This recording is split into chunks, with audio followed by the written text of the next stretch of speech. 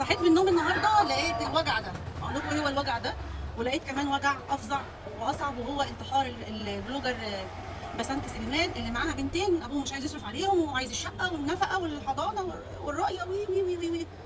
واحده من الملايين البنات المتطلقه في مصر اللي خدامه لعيالها ببلاش، وكمان لو اتجوزت عيب عليكي، ولو طلبت حقوقها في المحكمه تتحارب، ولو مشيت جنب الحيط تتزق، ولو طلعت تبيع شويه حاجات على اللايف ولا في اي مكان تتحارب. واحده انتحرت، واحده خلت ابنها يموتها ويموت اخواته. نماذج موجوده من الحالات اللي انتوا بتحاربوها في المجتمع، ودلوقتي بتقولوا يا ريتها كانت اتكلمت معانا، كنا خليناها ترجع عن اللي هي ناويه عليه ان هي تنتحر. عامة الحالات دي موجودة بس هي مش بتقول انا هنتحر، هي بتحكي لكم ظروفها وبتقول وعايزه اشتغل وعايزه ابيع وانتوا بتحاربوها. الله يرحمها رحمة واسعة.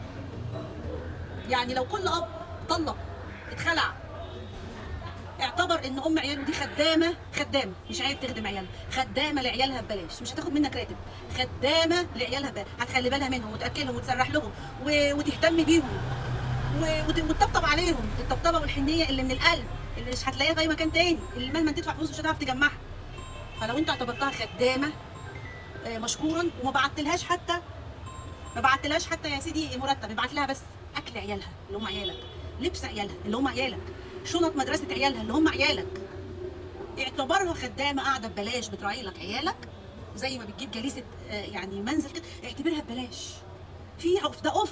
ده اوفر ان انت تلاقي ام هي اللي ولدت ورضعت بتربي لك عيالك بعد الانفصال ببلاش. مش مطلوب منك بس غير تجيب لها الاكل اللي هياكلوه واللبس والمدارس والحاجه اللي هم هيحتاجوها، اللي ربنا هيسالك عليها. لو كل واحد يعتبر طليقته كده، مفيش واحده هتروح تجري على محكمه الاسره، ولا في بنت هتنتحر، ولا في بنت هتروح تقول لعيالها ايه مش عايز يصرف علينا ابوكم فقطعوا نفسكم وموتوا نفسكم وموتوني معاكم. انا اتحطيت في الموضوع ده على فكره. انا جه عليا وقت هبقى احكيه لكم عشان الناس يقولوا لي هتحكي قصه حياتك. انا كل حاجه في قصه حياتي شرف ليا. كل 5 ثواني كنت بقضيهم في حياتي من يوم ما اتولدت وانا داخله في معركه، من يوم ما اتولدت وجيت على وش الدنيا وانا في خناق مش في حياه.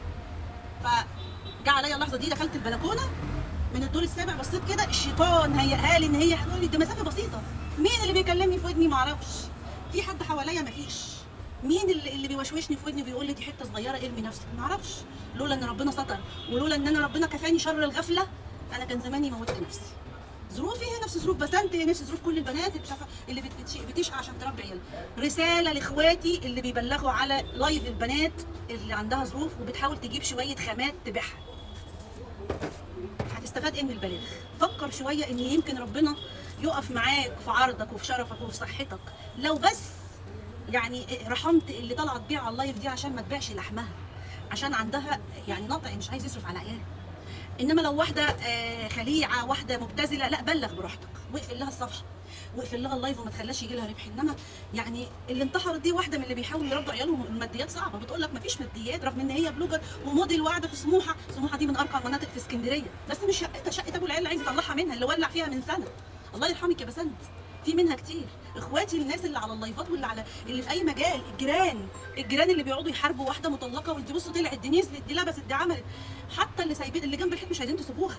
اخواتي اللي بيحاربوا اي واحده اتجوزت، ما تسيبها يا عم تتجوز.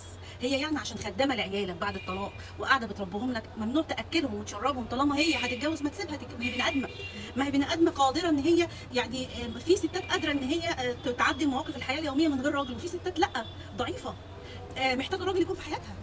مش عيب خالص ان هي طلبت الحلال، دي تؤجر، تاخد اجر وتؤجر على ان هي مشت في الحلال وحاولت تتجوز حتى لو معاها عيالك. ولكن بنقول يا سيدي احنا مش هنتكلم على دي، نتكلم على المطلقه اللي ما اتجوزتش، ارحموها. الناس اللي عماله تحارب شيماء سعيد اللي جوزها مات وتقول لك بصوا طلعت عملت شعر، وبصوا البرفان، وبصوا الضوافر، ارحموها. هتبقى في يوم بعد الشر عليها هتسيب بناتها وهترمي نفسها من كتر الانتقاد ومن كتر التنمر عليها.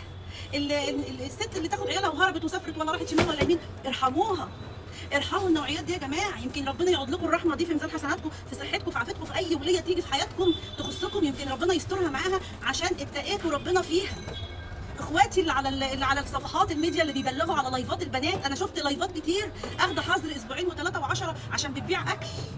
بالله عليك يا شيخ شوف فيها اختك، شوف فيها بنتك، بالله عليك يا شيخ سيبها تزق حياتها. بالله عليك فكر مره واثنين وثلاثه، فكر عفى الله عما سلف، ان هي بس يعني تبيع الوجبات دي بحيث ان هي يجي لها قرش تصرف على عيالها بدل ما تنتحر ويبقى ذنبها في رقبتك، بدل ما هي جت في سكتك وجت قدامك على اللايف، هي جت قدامك على اللايف بتقول انا ظروفي صعبه وطالعه ابيع. النهارده معايا اخت قسما بالله العظيم، انا هحكي لكم اللي حصل. انا صحيت من النوم لقيت المشكله بتاعت بسنت دي، ولقيت مصيبه، لقيت واحده اترمت بالبضاعه بتاعتها في الشارع لان صاحب المحل عايز يطلعها ما بتدفعش الايجار، رمى لها حاجتها في الشارع. بتبيع لبس، بتبيع ملابس اللي هي التصدير، اللي هي بواقي التصدير، اطفالي وحريمي وجنسات وحاجات. قعدت كده قلت، بتقول لي تعالي يا شيخ زهره خديني انا بحاجتي في الشارع. طب انا اقول لها ايه؟ طب ما هو ربنا حطها قدامي اهو عشان الناس اللي بتقول بسنت يا ريتها كانت وقفت قدامنا واحنا كلنا كنا وقفنا وسمعناها وساعدناها. طب دي جات لي لحد قدامي في نفس الموقف اللي انا لسه قاريه عنه بتاع بسنت، بتقول لي بص البضاعه، بتقول الدنيا كلها حربتني وحاولت ان انا اكل بالحلال اربي معاها 3 بنات، معاها 3 بنات، فاضطردت من المحل اللي هي فيه بالبضاعه بتاعتها في الشارع بالبضاعه.